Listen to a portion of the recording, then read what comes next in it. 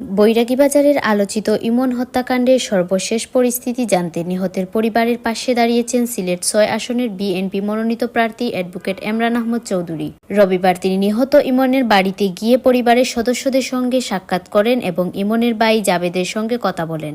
এ সময় তিনি দ্রুত সুষ্ঠু তদন্ত ও দোষীদের দৃষ্টান্তমূলক শাস্তির দাবি জানান এবং শোকাহত পরিবারের প্রতি গভীর সমবেদনা প্রকাশ করেন। এটা অত্যন্ত দুঃখজনক, হৃদয় বিদারক একটা ঘটনা, মর্মান্তিক একটা ঘটনা। আমার অত্যন্ত খারাপ লেগেছে। যদিও ওই সময় আমি সিলেটে ছিলাম না, আমি সাথে সাথেই চলে আসতাম। আমি আজকে এসেছি তাদেরকে একটু দেখে যাওয়ার জন্য, কারণ ইমন অত্যন্ত সহজ সরল একটা ছেলে ছিল, অত্যন্ত সাদাসিধা প্রকৃতির। সে ভালো করে সে বুঝ বুদ্ধি এইভাবে ছিল না।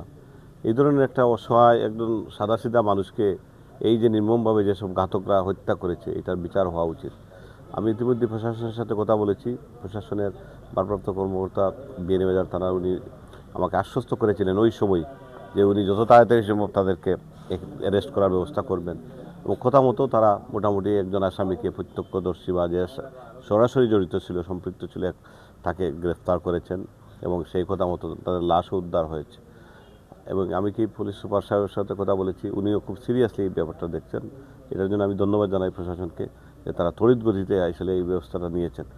আমি বিশ্বাস করি যে আসামিগুলো রয়েছে অচিরেই তারা গ্রেফতার হবে, ওনারা আশ্বাস দিয়েছেন। পাশাপাশি এটা আরেকটু খারাপ লেগেছে যে তাদের আব্বা বিগত 16 বছর আগে ডাকাতের গুলিতে নিহত হয়েছিলেন।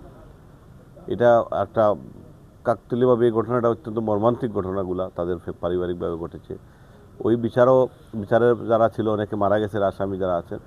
তো এইবার ওনার ছেলেটাও মারা গেল এই অবস্থায়।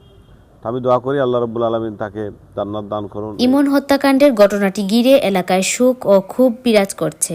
সুমাইয়া জাহান ইভা, সিলেট 21।